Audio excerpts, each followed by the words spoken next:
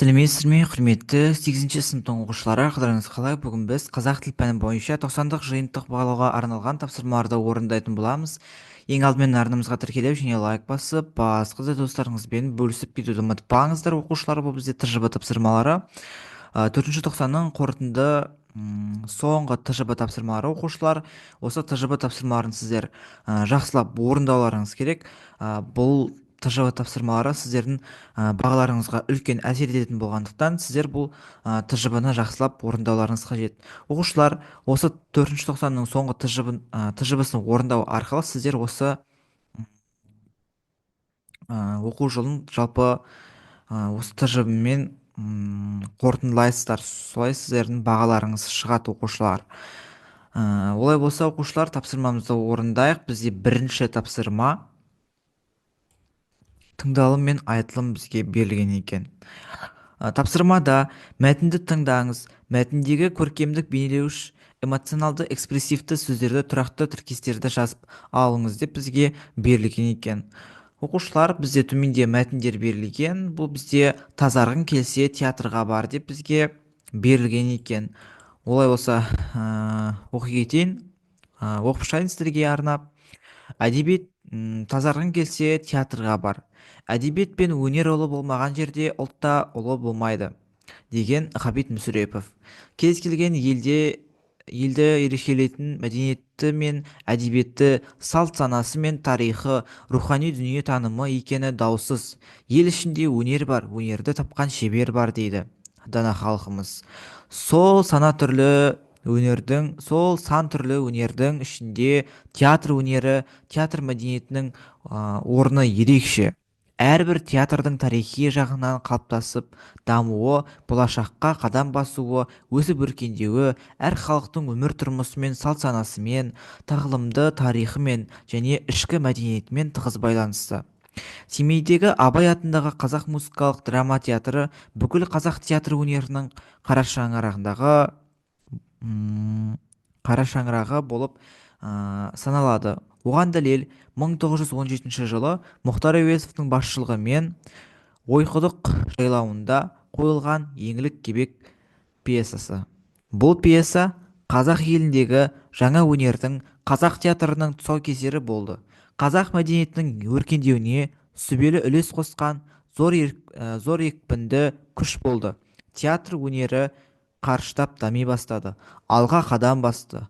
Ойғұдықта ойлы дүниемен бастау алған рухани сілкініс өнердің өркендеуіне жұмыс жасады. Мұхтар Омарханұлының бастауымен Ес-аймақ театры 1920 жылдары қарқынды жұмыс атқарды. Рухани шөлдеген жұртты өнермен сусындатты. Әйгілі Әміре Қашаубаев, Иса Байзақов, Жұмат Шанин, Ғалиақпар Төребаев, Қалибек Қуанышбаев сынды майталман өнер иелері топтасып театр өнері биікке қанат қақты.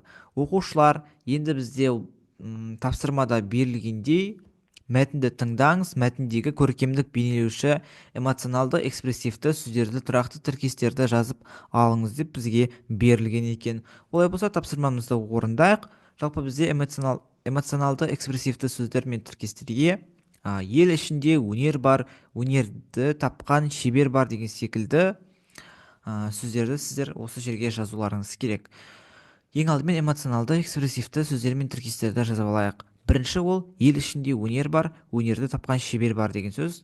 Екінші, ол бізде қадам басуы, өсіп өркендеуі, алға қадам басты, жұртты өнермен сусындатты, биікке қанат қақты, рухани сілкініс майталман өнер иелері, зор екпінді күш ойлы дүниемен деген бізде жалпы эмоционалды экспрессивті сөздер мен тіркестерге жатады екен. Енді көркемдік бейнелеушілер мен тұрақты тіркестерді табуымыз керек. Бізде сүбелі үлес қосқан, театр өнері биікке қанат қақты, өнердің өркендеуіне жұмыс жасады, қарқынды жұмыс атқарды деген сөздер бізде көркемдік бейнелеуіштер, тұрақты тіркестерге жатады екен. Оқушылар, осымен біз бірінші тапсырмасын орындадық. Келесі екінші тапсырмасын орындайық. әдебиет пен өнер болмаған жағдайда әдебиет пен өнер болмаған жағдайда ұлт та ұлы болмайды деген ғабит мүсіреповтің пікірін сіз қалай түсінесіз? Өз көзқарасыңызды жан-жақты тұжырымдап мысалдар арқылы дәлелдеңіз. Пікір білдіруде жазып алған көркемдік бейнелеуіш эмоционалды экспрессивті сөздерді, тұрақты тіркестерді қолданыңыз деп бізге берілген екен. Оқушылар, бұл жерде қызылмен берілгендер осы манағы жазған эмоционалды экспрессивті сөздер және де көркемдік бейнелеуіш сөздер, жалпы осы манағы. Олай болса тапсырмамызды орындайық. Әдебиет пен өнер болмаған жағдайда ұлт та ұлы болмайды деген ғабит мүсіреповтің пікірін мен толықтай қолдаймын. Әр ұлттың өзіне тән өнері мен әдеби мұрасы болады. Мысалы, еңлік кебек сияқты ерекше шығармалар қазақ мәдениетінің дамуына сүбелі үлес қосқан. Мұндай шығармалар рухани сілкініс туғызып, халықты ойлы дүниемен сусындатады. Өнер арқылы халық алға қадам басты, ол биікке қанат қақты. Әдебиет пен өнердің зор екпінді күші адамның ой санасын дамытып, халықты жаңа деңгейге жеткізді. Театр өнері де бұл процесте қарқынды жұмыс атқарды, өз орнын тауып рухани жаңғыртуды қамтамасыз етті. Міне оқушылар, осылай біз екінші тапсырманы да орындадық. Бұл жерде берілген тапсырмаларды орындадық, яғни пікірін сіз қалай түсінесіз деген, жалпы біз пікір жаздық және де осындай мысалдар арқылы дәлелдеңіз деп дәлелдеп те кеттік, және де осындай эмоционалды экспрессивті және де көркемдік бейнелеуіш эмоционалды экспрессивті сөздерді жалпы біз осы жерде тіркестерін қолданған болатынбыз оқушылар. Осымен екінші тапсырманың да сұрағын орындадық оқушылар. Жалпы бізде осы тапсырмаларды орындасақ жеткілікті, бізде осымен 10 балды аламыз. Мынау да дәл солай, мына екінші тапсырмасы, міне осы тапсырмада дәл солай манағыдай көркемдік бейнелеуіш эмоционалды экспрессивті сөздерді, тұрақты тіркестерді манағыдай жазасыздар және де манағыдай қолданасыздар. Сөйлем жазып және де осындай ережелерді қолданасыздар. Біреуін орындасаңыздар да жарайды, оған екеуін орындап уақыт кетіріп алмаңыздар, біреуі де жарайды оған. Мана айтып отырғаным осы, тек осыны орындасаңыздар. Оқылым мен айтылым, жалпы бірінші тапсырмаға осы жарайды.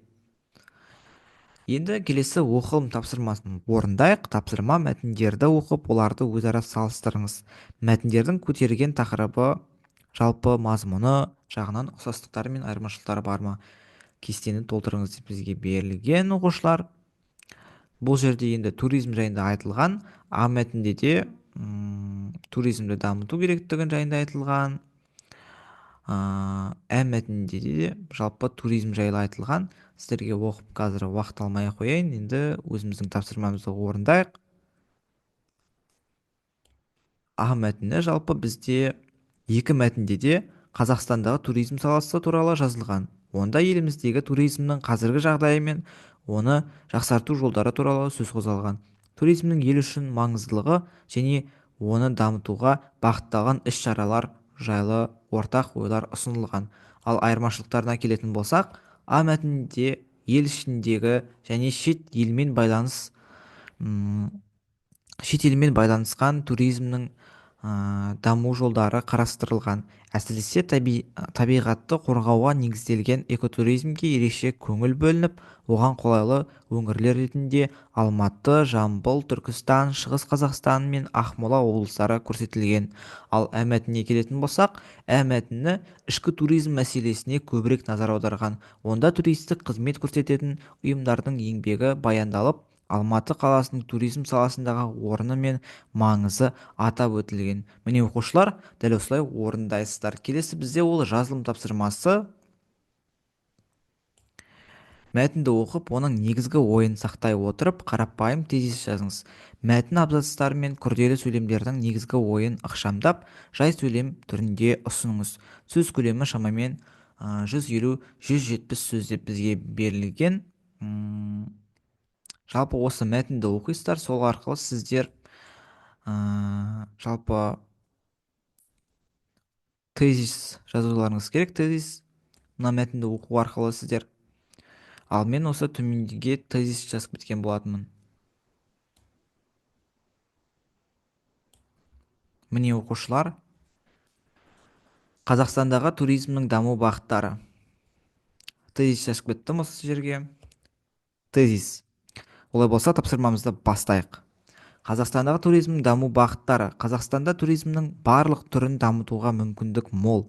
Елдің табиғаты мен тарихи мұралары туризмге қолайлы жағдай жасайды. Қазақстанда мәдени, танымдық, экологиялық және спорттық туризм жақсы дамып келеді. Мәдени туризм бағытында туристер көне қалалар мен тарихи орындарға бара алады. Қазақстан тарихи ескерткіштерге бай ел.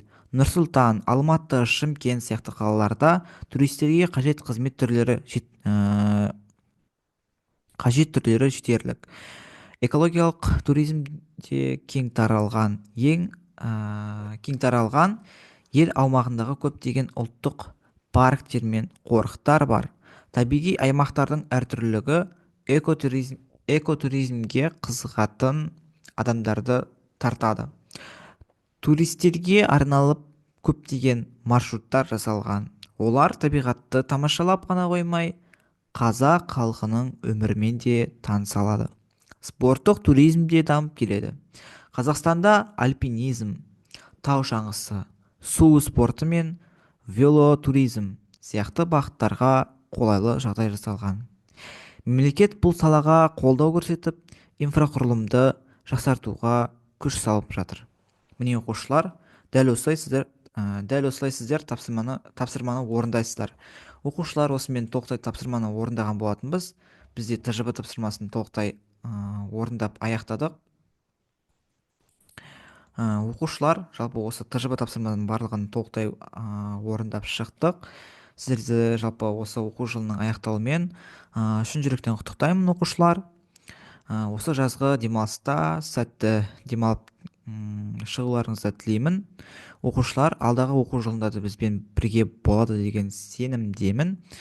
Оқушылар, енді осы еңбегімді бағалап, арнама лайк басып, басқа да достарыңызбен бөлісуді ұмытпаңыздар. Бүгінге осы, сау болыңыздар.